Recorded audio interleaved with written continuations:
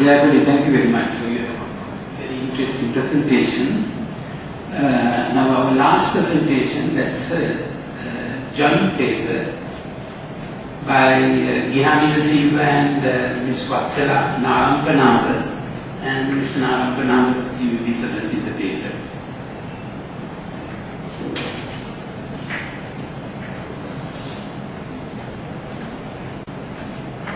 Ms. Narampanava is a lecturer in Sociology, Department of Social Sciences, Faculty of Social Sciences and Languages at the Saparagamu University.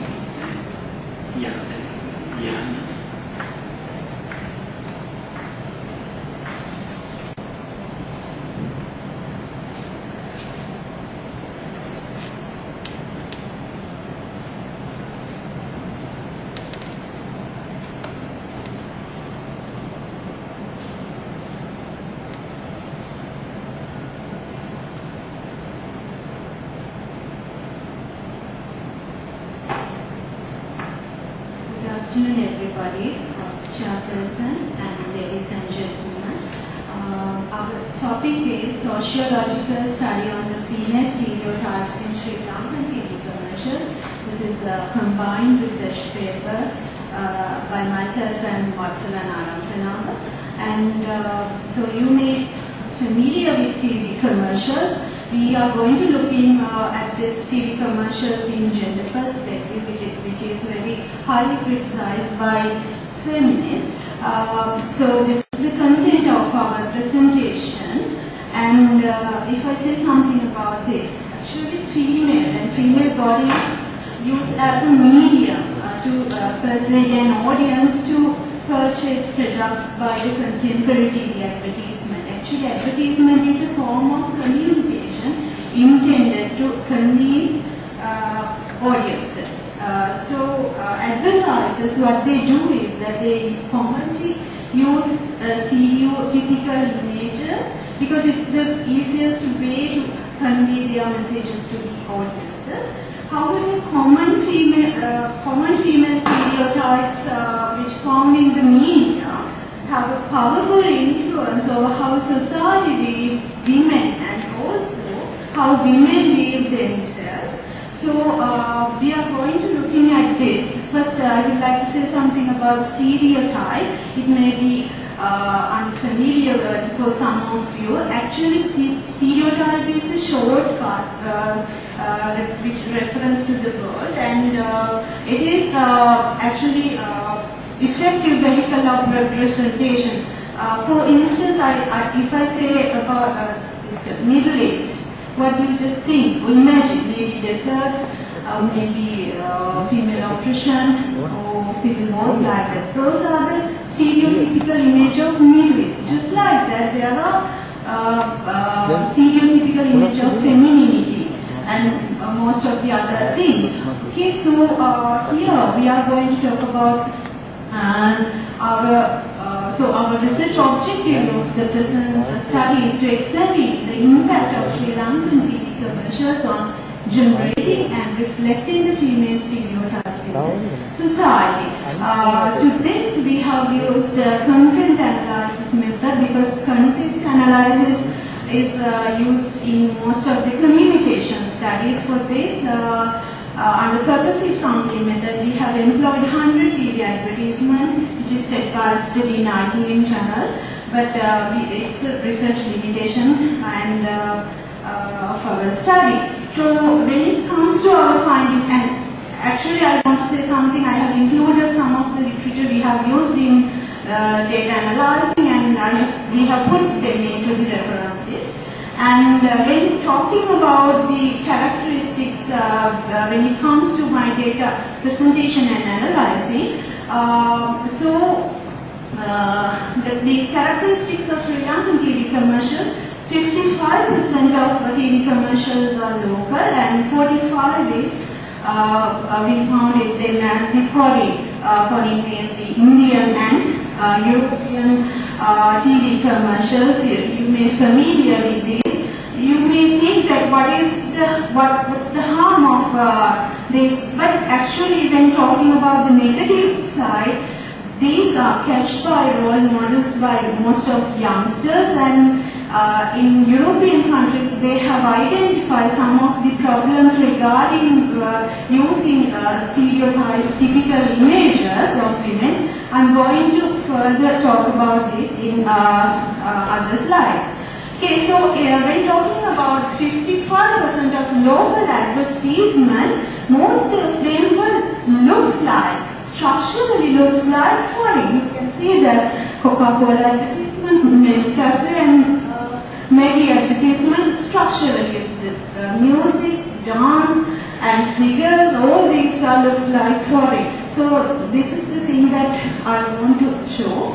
And when it comes to age categories depicted in advertisement, generally young women in 18 to 35 age category seems to use for most of the advertisement, even it was needed to portray mature women. And also this new thing, I don't know, we have conceptualized it as hybrid beauty. Hybrid beauty means that most of the advertisement they do wanted to show girls who are coming from village background, but they are going to mix it with modern and urban something.